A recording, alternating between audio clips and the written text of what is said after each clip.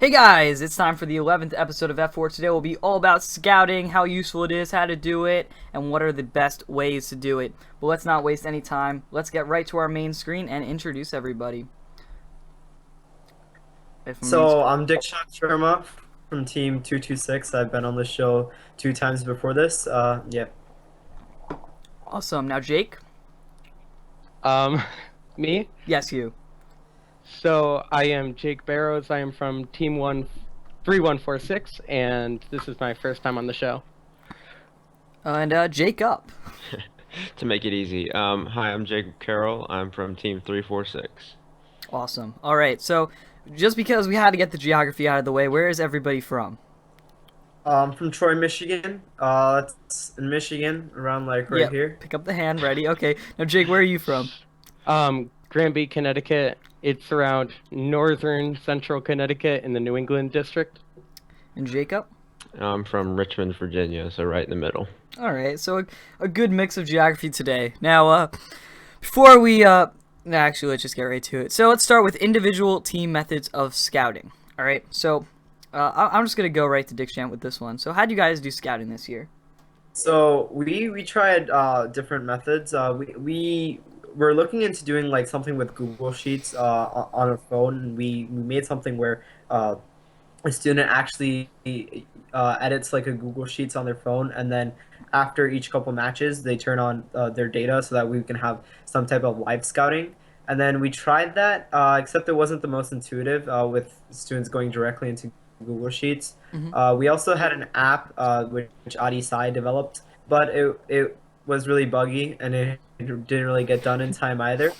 So we went with paper scouting for our first district, and with that, the students would just write it in, and we had like three people inputting data into Google Sheets, and it was near live. That was pretty nice. The only problem was that first because it was a lot of people's like the inputters' first times inputting data. It took them a while, especially name that I'm gonna mention many times in this episode. Adi Sai took like 7 minutes to do a single sheet.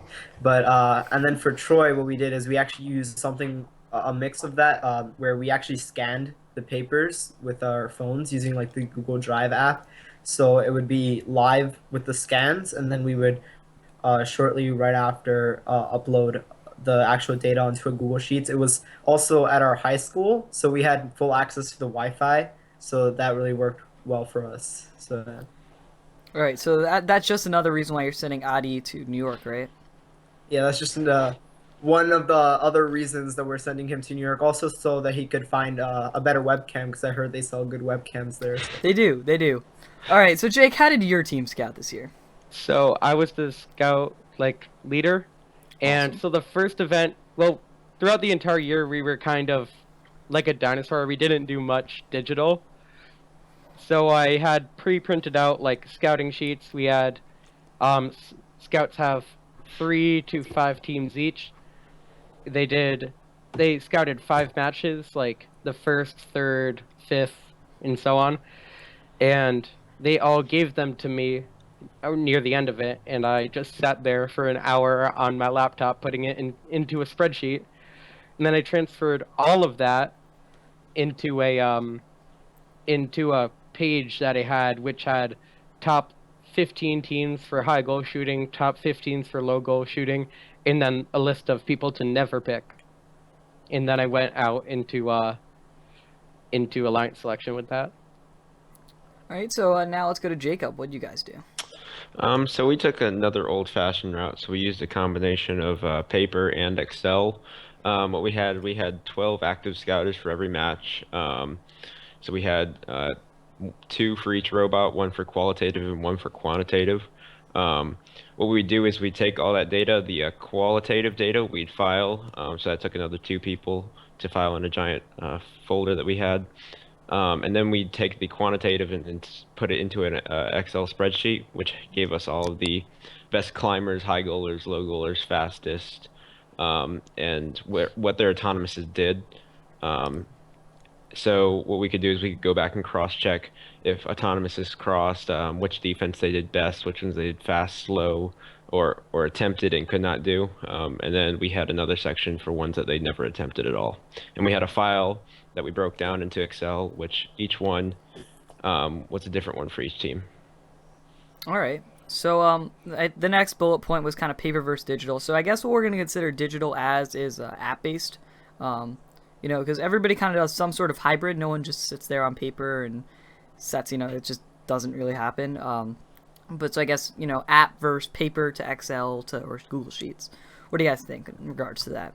So I think digital can work really well if it's intuitive. And one thing that I've seen is that with paper, it's easy to like go back and change it sometimes. Especially with like live counts and things, which you can also do in an app. But it's much easier to watch the match and then just write things down while not really looking down at your sheet. Well, if you're using like a phone or like a tablet or something like that, there's you have to look at the screen and that might be missing a couple seconds of time in the match, which might be really important. So that goes down to maybe having two scouters per bot or something like that if you're going with digital, so that nothing is really missed. And then paper works really well if you just have low resources and a lower amount of people for scouting overall. Does anybody else have anything to add on that? So, oh, you can go. Oh yeah. Well, we've looked into doing apps.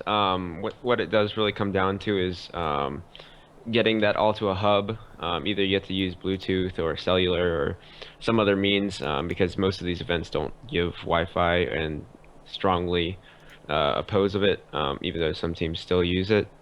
But what we did is we tested apps, and it just looked like after running several tests that paper is a lot more reliable, and you're not having to wait on an Ethernet cord or if someone doesn't charge something perfectly, then you're already crumbling and the matches haven't begun yet. All right. So yeah, I mean, paper's a little more reliable. Paper's not going to self-destruct, run out of battery, or you know, not save. So, oh, sorry. Yes. In my opinion, the way you should be scouting if you're the scouting lead is the way it works for you in your mind. So I can't like look at a spreadsheet that's all color coded. Like in a real time situation, and I can't do that, and I can't go, yes, I want this team over that team. I wanted a list like right there of a pecking order that I could cross out, which is exactly what I did. And basically do what works for you. If your mind works in the way that you need an app to do it, then you should use an app, but I used paper because it worked better for me. All right. One thing that can Yeah, I go put for it. something into? So at the Bloomfield All Girls event last year, we tried this really weird thing because so we were originally going for an app type of thing, but it wasn't really working that well, like an app for scouting. So what we ended up doing is that we made like this order, like I wrote down on a piece of paper. It's like with like stack height, number of stacks, and then comma separating each, and then they would just SMS me the data while I sat in the pits with my phone and putting the data into the Google Sheets, and it worked relatively well. But the problem is, it can get pretty confusing with like the orders and things. But it was a good last second type of thing that worked okay. All right, so the next big bullet point is pit scouting. So we're going to start off with, is it necessary? So I'm just going to give my feelings quickly on pit scouting. So pit scouting's cool, but I don't like when you actually start asking questions in pit scouting. So, I mean, you're probably already confused. Here's where I think pit scouting has its place. Take pictures of all the robots there. I personally, as a technical person, can look at a picture of a robot and, have some sort of judgment towards, the way it's going to perform. And I think that most people can at this point, as if you're, one of the bigger person on a team, more dedicated person on a team. But, I mean, there are, reasons that some people get to go around asking questions at pit scouting. So, what do you guys think? Is it necessary? I think pit scouting can help a lot with getting some things that you might not necessarily get to know in just the match wise. But you should definitely not rely on it. So things like, you guys have a climber, you just haven't used it yet. you're planning on bringing it in for eliminations, we actually did that, and like it can help you get some type of knowledge for the team. The problem with that is like a lot of people lie about their team and things like that, so it's not always the most reliable. Yeah, there's definitely a place for pit scouting. Our team always does it. We send all our students. One thing that we believe it really helps with is getting the newer students, like freshmen, really involved in, because this is usually one of their first competitions, one of our district events. And what it does is it shows them how all the other teams got to solve the problem. So we use it for that, but also it's a lot better working from some background in those first match or two when there's no data to work off of before. So that's really where we use it. But that's as soon as those first two matches are done, we pretty much just throw it away. In my opinion, at least, pit scouting is good to an extent, because you can't just like ask things and have you absolutely believe him, like what Dick Shant said about how people lie. Because like last year in 2015, if teams went, "Oh, I can cap a 6-stack easily," you shouldn't trust that, as my team found out from experience. But you shouldn't trust that information by heart. Yeah. One question we asked this year in our pit scouting that I think worked pretty well. A lot of people didn't really lie as much for this one, was rank all the defenses in orders in the order that you like them. Like one being like like the most preferable defense, and then they would rank it, and that really was insightful with picking defenses before, like for the couple of preliminary matches, and then backing up with data. A lot of those actually did match. So yeah, I found that some of the newer teams were the teams that were lying a bit more, and then the older teams were more gracious, professional, and didn't really do that as much. In fact, one of the rookie teams actually denied us pit scouting, saying that, oh no, we're not going to give you any information about our team. Things Yeah, like well, someone asked me that question. I was just like, they were like, "What's your favorite defense?" I'm like, "Well, it goes Drawbridge, Sallyport, Chivalry Freeze, Portcullis. Like rough terrain's obviously the worst. It causes our robot so many issues." Right? Am I alone there? So, has any team ever denied you guys like access to like pit scouting or anything? Yeah. So, I'm gonna start. We had a story like that this year in New York City. And I know I probably shouldn't be telling this story because it's probably like not GP, but the team had an enemy list and a friendlies list on there. They had like a whiteboard and it said enemies, and it was all the people that they were going against that day, and we Wait, were if on I it. can- was it like absolutely like right up in their pit? Oh yeah, it was right at the front. That Um, isn't GP from them. Well, yeah, Like, yeah, but I'll continue. So, This was our GP episode. yeah, I think I talked about this in GP episode, but I'll talk about it again. So it has us under the enemy list, and we had like a freshman that was going up to the pits that we were going up, like the teams that we were going up against the match after rather, so that we could figure out like exactly what we needed to choose the defenses rather, and yeah, they were just like, we went up to them, they're like, no, you can't, we're not going to tell you what defenses we're doing. So then, that team member put on a button from a different team and a sweatshirt, so it didn't have his team number anywhere, and they gave him the data. So yeah, apparently I talk about this way too much. According to Grace, it's probably right. It's probably like the third time I've said it, but I think it has its place. So anybody else been denied data? well, we haven't been denied data, but we have had the point where I've kind of angered these teams a little bit, because I was kind of a mess at Hertford, like, to be honest. So I kept on going up to this one team. I forget what number it is, and I'm just not going to say it because it's probably not GP. But I kept on going up to them and asking them questions, and I could kind of tell, like, that they were kind of getting angry at me. Like, because I kept on coming back, like, once every 2 hours to ask them questions. Because we were, like, up against them, and I needed it for defense selection. And they kept on going, like, these same defenses. And so I kept on going to, like, new people, because I knew that they were just gonna get so angry at me There's a if couple I, like, asked questions. them a third time. There's like some questions that like don't make that much sense to ask. Yeah. And will get on a lot of people's nerves. Well, depending on the game, like, oh, how many wheels do you have? What programming language do you use? What's Things your like annual budget? I've had that. Like So $300,000. for Worlds last year in 2015, I had a list of questions because I was the only one that actually scouted for my team, and a couple of the questions were stupid. Like, I can honestly admit that. And so one of them was, how fast does your robot go? And I think you guys know that that can, like, respond really well. So I had one team tell me that it went hella fast. Some team went out of their way to convert it to the rate of a toenail growing. And another team told me that it was as fast as Sonic. Awesome. So Yeah, as us the people said, some people do ask questions in during pit scouting, to learn more about like other teams, which is fair.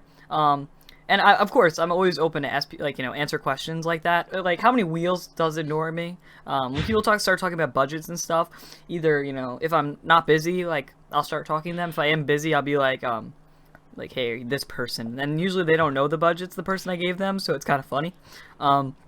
But yeah, the bottom line is, I mean, people are very busy at competitions, so sometimes it's not the best place to start asking like questions about their team. One person this year, I handed them a business card to email me, just because I was really busy. So yeah, I mean, probably not the best if you're putting together a pit scouting sheet to start, asking about their budget, how many team members they have, and like what's their girl to guy ratio, because they probably don't have time to answer it. emails you, how many wheels do you have? How gracious professional are you? Hello. not very. Hella gracious professional. Yeah, so we got through that bullet point. So Jake, you're blocking out my next line. Right, you're killing me here. There we go. So how thorough is your data? How I'm sorry. I'm sorry. Is that how thorough your data is? So Dixit, that's a bullet point here. I don't really know how to answer that, but how thorough is your data? Well, depending on the year, you need to look at what you need to capture. There's a lot of things that you don't necessarily need to know and things that you definitely need to know. Like things that you don't need to know is like how many wheels they have and like how fast they go, unless that's a significant problem. That's why you need to have what we've seen as a notes section, so you can have specific things. Like at one of our districts, there was a robot that could, like, as Jake or Jacob said, that their robot goes at like the speed of like a toenail growing. It was way too slow, and that's something that could grant them being on the do not pick list. But or the definitely that gonna you- pick list.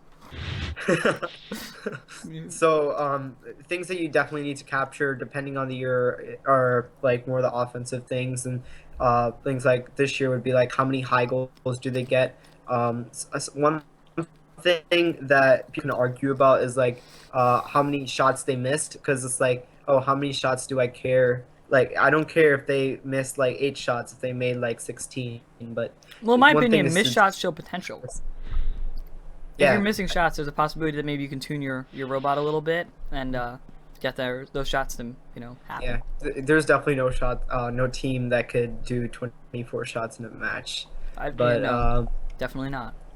could be. But yeah, you definitely need to look at what you need to capture and then make sure that you're capturing what you need and not what you don't. To add on to what Dick Shant said, like, for example, 2015, you kind of needed only rudimentary knowledge of teams to properly pick an alliance. Like, you needed to know, can they cap a stack of 6, or can they just make an entire one with a can on top of it itself? Does it work from the landfill or the shoot door?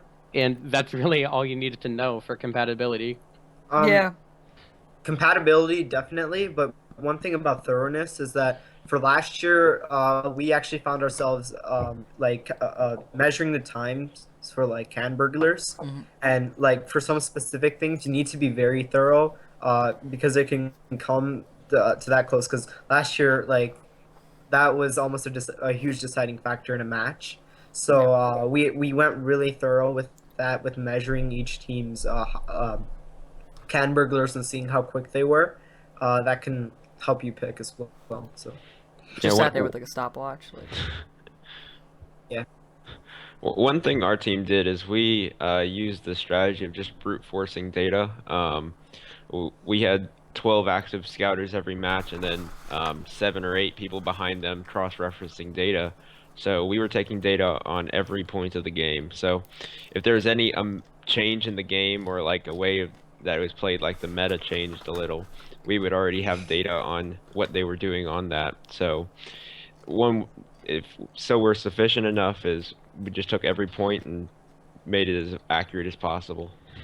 Okay, how big and how dedicated is your team? Like, I can barely get people to fill out 3 matches for like 2 different robots. How do you have 12 people on one? Well, it took a lot of convincing, but our first competition, we didn't have that great of commitment, but we had a few students who would work pretty hard, and when we won, then people started realizing how useful scouting is, because we won off of scouting. We got a sleeper pick, which was an insane climber and a low goaler, and so once everyone realized the importance of it, because at that point we had people playing Uno in the finals out in the hallway, and when we were, it was third match of finals, and so once we actually won, people started caring, and from there we just steamrolled with momentum and we had 24 kids a match, all watching robots, inputting data, cross-referencing, then texting me what defenses to pick for next match, and all that stuff. So I ended up working really smoothly, but it was all about inspiring the students from the beginning, because if they're not inspired, you're not going to get any of that done. So I have to add 2 things here. One, our team has won one event, and that was out of pure kind of. I think we all admit it that it was luck, because we sent our drive coach out because we were in like 5th place or whatever after quarterfinals. I mean qualifying, and we haven't had any success at all. It was 2015, by the way. We had scouting, but it never got to him. So he went out. He chose 2 teams that he thought was good, and somehow we wound up winning the entire event. And we were like, all right, we need to fix this now. Yeah, that's a good time to fix stuff. No, but I think a good point to take from all that was, success can change a team's, ideals, and like can motivate a lot of people that normally wouldn't be motivated. We found a lot of people, straight away from our team when we were terrible, and now that we're, somewhat decent, we have a lot more people that are, a lot more willing to be dedicated, just because no one wants to continuously lose. I mean, we started out the year really good, being finalists for the first time, and so like that was able to get a bunch of our team members a lot more motivated than they ever would be. Even though it was just an off-season competition, it kept them the entire year because they tasted a little bit of success. Yeah. But that's completely off topic. So next thing is match scouting. So focusing on individual scores and not overall, and then reliability. So Diction, you want to start off? So with match scouting is definitely one of the most important parts of scouting as a whole, because that's where you see exactly how they do. No matter if they like claim, oh, we can do like 10 shots in the high goal, right? You watch their match, it's like, oh no, they actually made like 2, right? So that actually gives you a good sense of what they can actually do. So that's going back to not really basing too much of your picking and things like that off pit scouting, and yeah. So yeah, anybody else? I mean, I think it's definitely important to not focus on the overall score at all. I mean, there is a point where you want to think about it, just because it could show how well their team can work with others. Because I mean, there could be a team that could put up 75 points a match, but when they start working with each other, they just can't do it. So communication from the driver, that sort of stuff. I don't know how easy that is to take out of an overall score, but it could be something that with enough data, like if you're brute forcing it like Jacob, you might be able to notice, like, okay, so this team, works better when both their alliance partners are dead on the field. I don't know where you would see that, but I think it's a possibility. Yeah. One thing that Karthik, when he does his strategy speech, points out a lot is I can't remember the basketball player, but who would do excellent in the match by himself, but they'd lose every game because his OPR was bad, and that's one thing we add to every team also is a individualized OPR, which is the total points scored minus points against divided by points against, and so that shows you roughly how much they're actually impacting that team. And I don't know if y'all use FRC Spider, but we use that a lot, and we found that CCWM, it's like Contribution to winning margin or something like yeah, that. yeah, it's I Yeah. can't remember this first C, but that gives a really good idea of where they are actually ranked, because as you saw this year, the worst team can be on top, and you can have some insane teams down in the 20s, even 30s in some competitions. Yeah, us in particular, we were ranked at our event 43rd, but like 14th in OPR. Yeah. So I mean, that just shows there's a big divide between that, and it just comes down to sometimes who you have in your alliance. Yeah. CCWM as a scout lead, that's your best friend in the world. Like Yeah. you look at that and you go, I need that team. It's great. All right, so going back, so we have to talk about pre-video scouting. So this is something I like to do a lot before I get to an event. I get really excited, so I just start browsing the YouTubes, the Instagrams, the Twitters, and finding any video of a team's robot that I can. Pictures, videos, anything, and then I'll link it in a spreadsheet. I did this for Worlds this year. I tried to get every single team in the Worlds, or rather every team, all 600 teams on one spreadsheet. Didn't happen, but I did manage to get 2 divisions done. And I'm just wondering how, do you guys use any pre-scouting data when it comes to video or pictures? Well, So you can go go, ahead. Big Shane. Okay, so we didn't do as much this year. We did some with getting like pictures and things like that. But last year specifically, we were much more successful than this year. For the Worlds competition, we ranked every single team in our division, and we did 3 to 4 matches of video scouting for each one, and we found that really helped us going into it. And yeah. In my opinion, at least within the New England district, pre-video scouting, at least to me, is unheard of because so many teams have 2 different robots, like a practice robot and a bagged robot. So they just take out the practice robot, they fix whatever they need to fix for the meta, like can grabbers, scalers, whatever, and they make the robot better for the next competition. So you can't really decide based off of that because like half the robots were completely changed.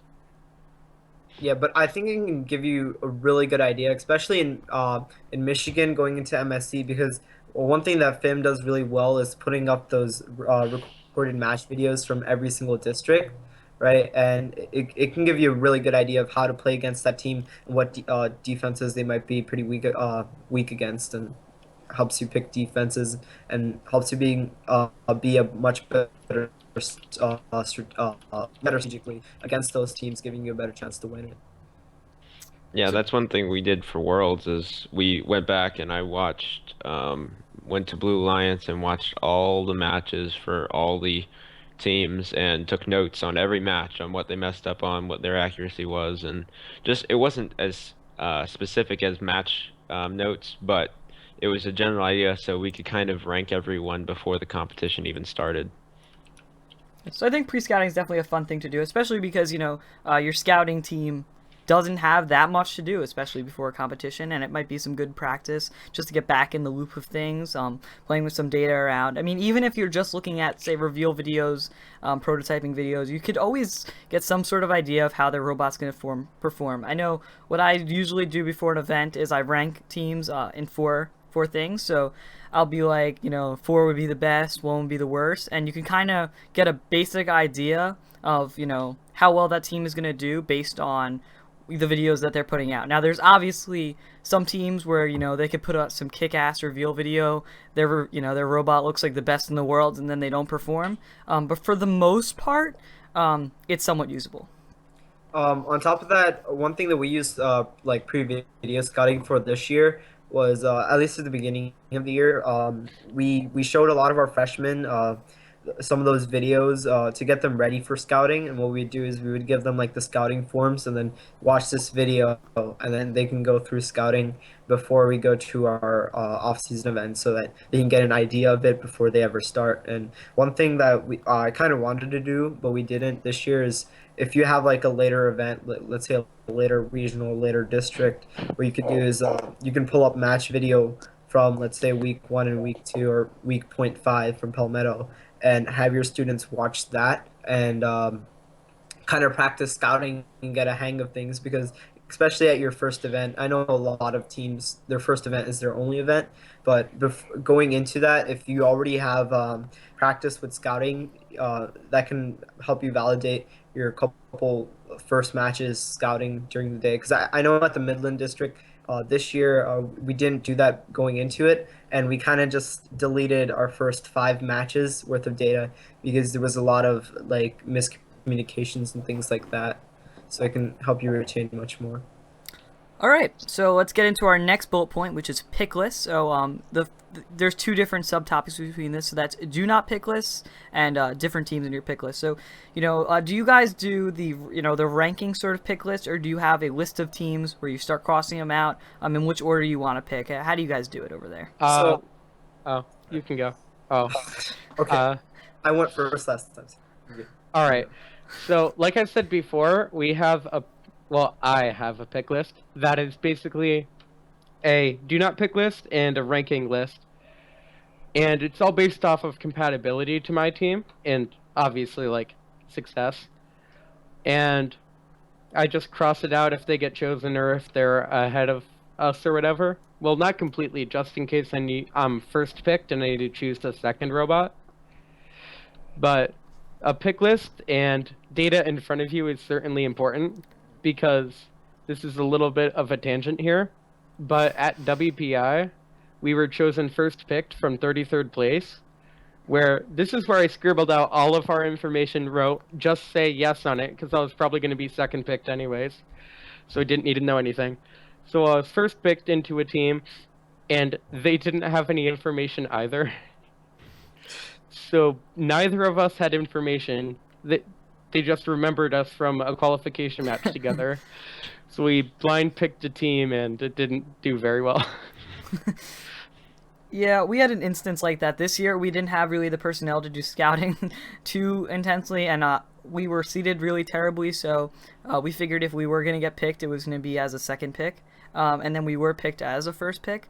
And I got up there, and they were just like, so who are you guys looking at? I'm like, I pull up the blue lines on my phone. I'm like, so who's left? And they were just like, I'm like, you got data? They're like, yeah. I'm just like, use that. And I mean, they ended up getting a really good pick for our second pick, but it didn't pan out in the end. But it was a good pick. And yeah, so do not pick lists I think is a cool thing. It's very interesting to see how people figure out do not pick lists. Is it personal experiences? Is it red cards in a match? Did they step over the defenses 3 times throughout that regional? What exactly can constitute a team getting on your do not pick list? So one thing that we did, well, I'll start off with the do not pick list, is that there was a couple teams that we put on there at our second district because there was one was a rookie team that didn't really know the rules that well. They were like, yeah, we're not that good at the defenses, so we're gonna like go in the secret passage and like come around and shoot and things like that. So we put them on their do not pick list for not knowing the rules that well. But one thing that we do for making our pick list as a whole is as Sam mentioned earlier, is taking pictures of every single robot, and then we put that into like our presentation almost, and then we go over that at a team strategy meeting the night before. Put it up on like a giant monitor or like a TV at a hotel room, and then you can like move those slides around, and we just move the slides around depending on where to put the pick list, and then we just write those down at the end of the meeting. Yeah, I think one way to get on a do not pick list, aside from red cards, personal experiences, or just really terrible like blow-ups in a match, could be really poorly designed mechanisms in the way of durability. So sometimes, I'll look at a mechanism, say an intake, for instance. A lot of times people underbuilt underbuild intakes. I don't really know why. And I look at that, I'm just like, one team rams into that, and that thing is toast for the whole eliminations. And there was an instance of that at a local regional. I went up to the team and I said, I'm not doing anything. You want me to help you beef up your intake a little bit? And they said no, and then their intake fell apart in one of their elimination matches. And I mean, obviously, I'm not going to go up to them and be like, I told you so, should have beefed it up. But I think, that is a lesson to learn, that, if you're going to, build, a flimsier intake, you should probably beef it up. Speaking about durability, I'm pretty sure my team was on a lot of not pick lists because in Connecticut State Champs, we had underclassmen drive, so it was definitely a mess. And so we were really, really dumb while making our robot. We decided to have a track that was able to break. Like, instead of just like cutting in half and having that being the only way it breaks, but it could like fall apart. It had little rubber bits that could fly out of the robot. And that happened almost every single qualification match. And then on the last one, we went over a defense. Our tread like twisted within the robot, ripped off all of the rubber on a bit of it. And we had to go, yeah, we're not gonna accept your alliance. So we had like the announcer guy go, like, Team 3146, they will not be accepting alliances unless they're not listening. And alright, Sam's showing off his Coca-Cola collection over here. I mean, they said, you needed some bags of popcorn and Coke, so I was just like, I'm ready to go. But anyway, yeah, I get what you're saying. We should probably not waste too much time on do not pick lists and just go to using the data. So I think that's a good point. Jacob, you brute force a ton of data. Now what do you do from all there? You have this giant spreadsheet. How do you break it down, put it into a pick list, and just figure everything out? So yeah, we're a giant strategy team. So what we did is we have several strategies going into elimination selection. So if we are a captain, what we'll do is we have all of our data. So we have the best high goalers, best low goalers, fastest, and then the defenses that we're slowest at. We have all those highlighted and then cross-referenced to have the highest teams in each one of those. And so when we get up there, we look at our strategy, and we always have someone on the phone the whole time. Our person that goes up has an earbud in every time, so we're constantly talking to them with computers and numbers in the stand. We go to a separate section so it's no audio can mess with it. And then what we do is, as picks get chosen, we just change our strategy as it goes. So by the time it gets to us, we've changed it probably twice or 3 times, and then we go from there and we pick the best high goal shooter. And if we look if we can get a capture, and if we can't, we go for a low goaler or another high goaler who can supplement that smallest area. And then we look at climbs. Our team could climb in the middle, and that was about it. Our side climb was slow, so we decided if we're going to climb, we don't really want to look for other climbs because we want rather them get boulders for the capture and defenses for the breach. So that's something that we do is we take all that data and cross-reference it. So we have several different columns that we'll go look through when we're up there. So it's not just one linear path. And I really like that for looking at it on a broader scale. Yeah, no, that's definitely interesting. Now, you seem to have a very complex, spreadsheet that you arrange all of your, your pick list per se. As I don't know if you are the alliance rep, but whoever is the alliance rep, do they have any issues, when they're up there actually reading all that data, and figuring out who they're actually gonna pick? Yeah, at some points, I guess it can be confusing. I never go up. We always like having our seniors represent the team. So I sit in the stands, and I'm the guy on the phone he's pretty much my puppet, but we don't say that, of course. So I'm usually the one actually reading the data. He does have the data in case technical problems, and he does understand what's going on, but I'm usually the one who's sitting back, and I know my own handwriting and can understand where I've put all the data. All right. Yep. That makes sense. Yeah, because I could see, like, you know, just getting nervous while you're standing up there and just be like trying to cross-reference the data while you have the microphone in your hand. It could get a little confusing. Yeah, I see it could. All right, so I think we kind of talked about this a little bit with, you know, Elim strats and how you like changed up your strategy through who you had on your, you know, alliance. And then I think a lot of elimination strategy actually gets done after you end up choosing your alliance partners. But my big question for all of you guys is: do you run through, you know, the night before, you know, you go through, you're looking at your pick list. Do you run through possible strategies with who you were gonna pick, or do you just have a central strategy that you choose for? So what we do is we set like what type of strategy what we want to run with and what strategy that we think that we're going to be most successful with, and then we look for teams that would supplement that. And if we see something that might work better for us through looking at those teams, that's something we can change towards. And one thing I want to go back to really quickly is the qualification match strategies. I think this year one of the biggest thing was looking at the data and then picking your defenses strategically, and I think that had a huge influence for us, especially at our second district. We found that after doing that, we improved a lot when compared to our first district. And I know the Children of the Swamps mentor was talking about this at from his experience at Palmetto, with how just picking those defenses can have a huge effect, especially from preventing your other lines from getting the capture and the breach, or just reducing the amount of points they have so that you can get more wins, which at the end of the day is to ranking points. Yeah. All right, so I think we'll get to our almost. I guess these kind of go together. So you know, the topic says scouting for rookies and approaching experienced teams, and the next thing is scouting alliances. So I think the best bet, honestly, for a lot of rookie teams, if they even know about this, is a scouting alliance with a team that's more experienced. I think no team would be adverse to actually helping out a rookie, and, you know, providing data, explaining how they do scouting.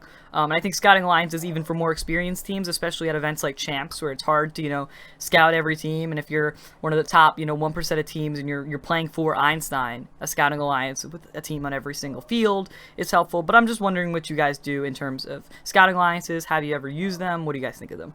So oh, you can go now since I went last time. So what we did this year is that we printed out our first competition. Midland was comprised of like a lot of rookies. So what we did is that we printed out a lot of our match scouting and pit scouting sheets, and we actually passed them out to some of the rookie teams there to help them with that. And there was a couple of teams that when talking to them, they said, yeah, we don't really have enough personnel to do full like 6 people scouting. So what we did is we pulled like 2 or 3 students from some of those teams, and we actually brought them into our scouting team, and then later shared our data with them. So that worked really well for us for getting the extra personnel to help us with getting more accurate scouting data and things like that. So in my experience as scouting lead, which will be only 1 year since I'm not going to be scouting lead next year for my team, we have not used an alliance, like a scouting alliance, because although we don't have many people that are really like into scouting, like they aren't like, yeah, scouting, they still are gonna do it, which is good. And we don't really have too much people so that we can pawn our people off to other teams that need it. Although we are open to sharing information, because I don't think that we would really like deny anything to other teams. But in my opinion, I honestly haven't even seen it in my experience. Like all the teams that we had, besides teams that were created by other teams, they really haven't been talking to other teams. Anybody else have anything to add to that? I think a lot of rookie teams might be like hesitant to ask, so that's why we kind of approach them first, and that's going into like just ideas at first and things like that. As being gracious professional, because I think a lot of those teams are hesitant to ask, and for many teams that was their first competition ever in their history, and some of them might not even know about scouting per se. So yeah, it's all about approaching them and being like a friendly team towards others. Yeah, I mean, they're Not rookies. making enemies. Yeah, I mean, you don't want your enemy list and your do not pick list. You want to have those as the same thing. But yeah, I mean, the bottom line is you got to always remember that these teams are rookie teams. They're a lot of times they're not focused on the actual competition. They're just very focused on being able to have a fieldable robot. And then scouting is like the last thing in their mind, or awards is the last thing in their mind. And I think sometimes just approaching them and explaining to them, the benefits and that you'll help them out with it. And especially if you're a bigger team and you have extra people that you can just have sit with them and walk them through it, I think is not only the right thing to do, but I think is beneficial for both teams in the long term. But I'm very impressed with this, guys. We finished 15 minutes early, and that means that we can use some of the very active people in chat today for some questions. So drop the questions in there. Dan, if you got any questions throughout the show, please put it in the show date chat, and I'll check that. And yeah, we'll just answer some questions. So, if I may say first, I've been looking at the chat.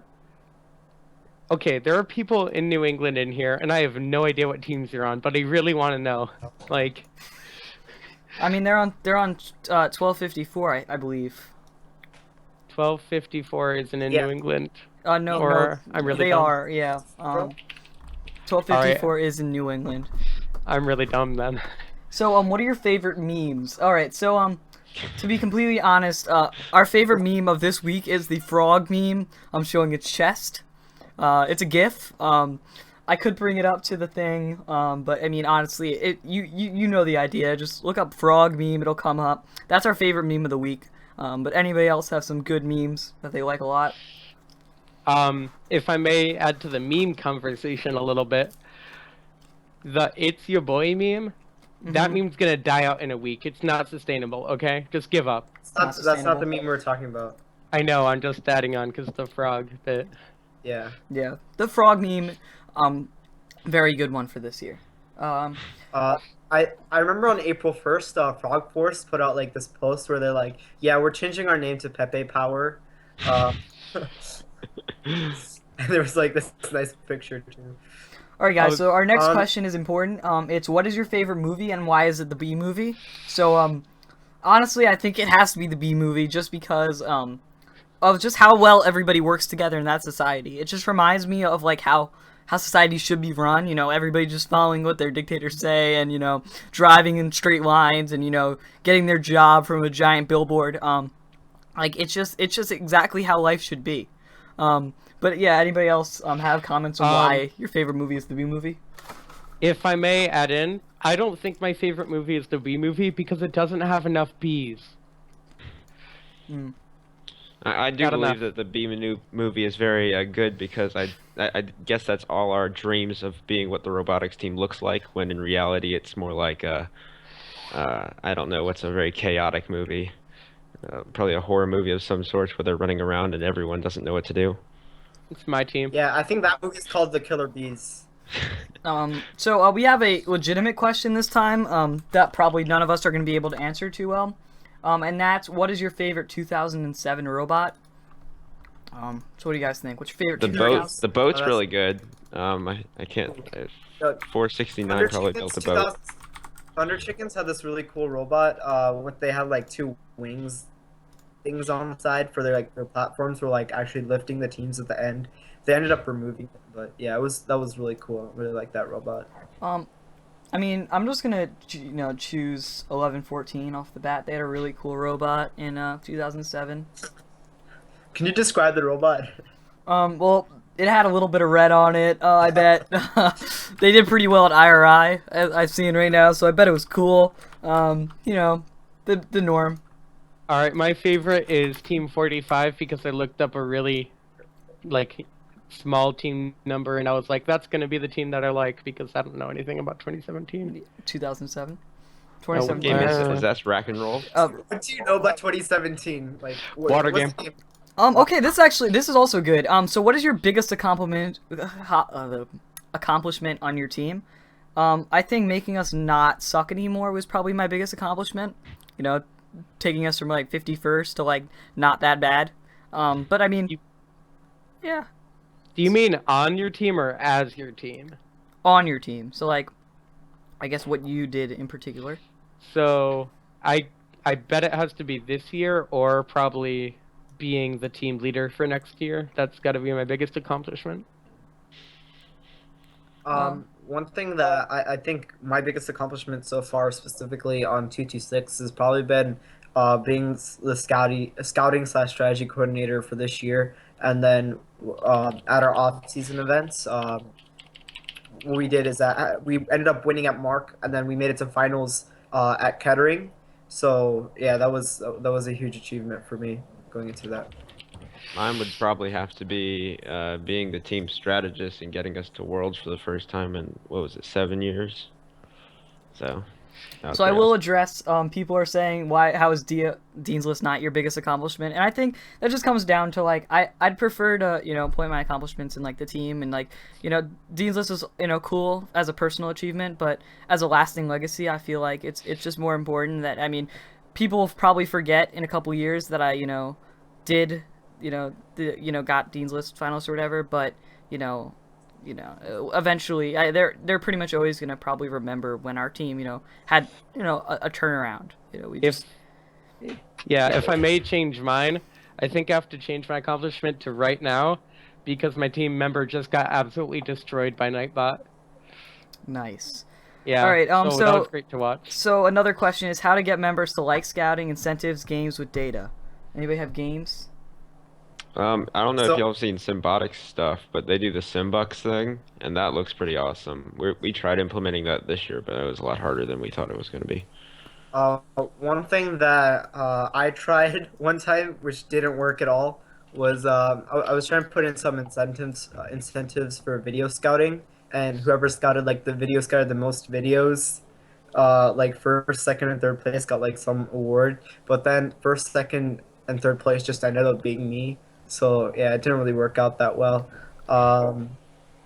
There was I saw one team that has like this bingo card where they had like, oh, team scores like 8 high goals, the MC does something stupid, or like, yeah. Chief Delphi Bingo. What about cards against cards against FRC? Ugh. All right, so the next question we have is from Sam Mills, and that's what is your least favorite team? Does anybody want to answer this? Not I without think getting in it's got to trouble. be 2869, just because Yep. there's this person on the team that's a really big loser. So much. Yeah, I think honestly, I'm pretty sure my least favorite team is 226 because I try to have this good Not enough F4 show, webcams. and they just keep like populating it and like ruining it the whole time. So like eventually maybe we'll like get rid of The them. problem is that we thought we were Michigan, but for some reason these random potatoes keep just like popping up in the shows. Like, Yeah, I don't know what's up with the it just potatoes. says like, it's just like a potato, and then it says Adi Sai FRC 226. Like, it doesn't make sense. Well, I think that he would like them more if Addy actually got a webcam. Yeah, I mean, well, like, Addie's not gonna live in Michigan for too much longer, as we've already proven. But anyway, the next question is, why do you think people don't like scouting a lot of the time? Because it's boring. Like, It's boring. to put it bluntly, you're sitting there and you're watching another team shoot balls into a high goal, and you're not like caring about who wins the match or anything. It's not like it's finals. You're just watching it. It's qualification match 11 of like 120. It's really boring. I mean, I guess scouting could get pretty boring. If you don't understand the game, I think any game can get kind of boring if you don't understand what's going on. But yeah, I really don't understand sometimes. I don't understand when people don't like FRC. I think it's hard for me to comprehend. Like, people would come to a competition and be like, this is boring. I'm like, what are you talking about? This is not boring. This is amazing. They just do this. I'll like try to, show like videos in like But our... it's not BattleBots. Don't talk about BattleBots here. Yeah, I know. It's a bad word here. Um, Ugh. and by the way, we love the taters here. I mean, Grace was the highest voted person for the F4 board. I'm pretty sure everybody voted for her because it was like 15 votes. So yeah, we like the taters around here. We have a tater on our team too. Yeah. Yeah, Adi Sai. Oh, Potato true. Face. So Ryan Hall wants to talk about BattleBots. I mean, we had the the cool teaser or whatever. Son of Waiachi looked pretty BA. I think that's gonna, probably be one of the better teams. Then there's of course like Bronco, Bite Force. Out of the Rumbles, I think Son of Waiachi was like one of the strongest I saw. And I then think- you saw some really failed ideas like the creepy crawlies. That was just horrible. That was the best bot, I think. The creepy collie. It wasn't the best spot. It was one of the. Oh yeah, the best multiple bots. Yeah. In my opinion, at least, Tombstone is overrated. What? Yeah, think it's not Stone has good. Really good at driving. The driver is kind of a jerk. But, He is yeah. like, I remember watching him like do whatever he was doing last year, and I remember just thinking to myself, that's not gracious professionalism.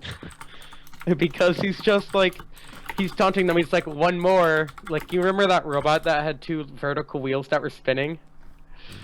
It was like absolutely destroyed by the end of the match, and then he went in and hit it again. Well, he ended up hurting himself because of that move, so I think he got what he had coming. All right. Yeah. What's your favorite BattleBots team? But I am in. Haptics. Yeah, bottom line, I would just have to say Aptix just because like they have the most FRC people. Yeah. I have fallen in love with Witch Doctor because of their uniforms, and that's about it. I was cheering for them, and I thought they were gonna beat Tombstone, but then my dreams were crushed. All right. And then lastly, well, not lastly, we still have 4 minutes. So us the people, they want to talk about, or I guess that's a single person, but he wants, or she, or what, they want to talk about Shoot Door. All right, guys. So I think the Shoot Door Shoot Door. has, yeah. So Shoot door. Shoot Door. Shoot door. Yeah.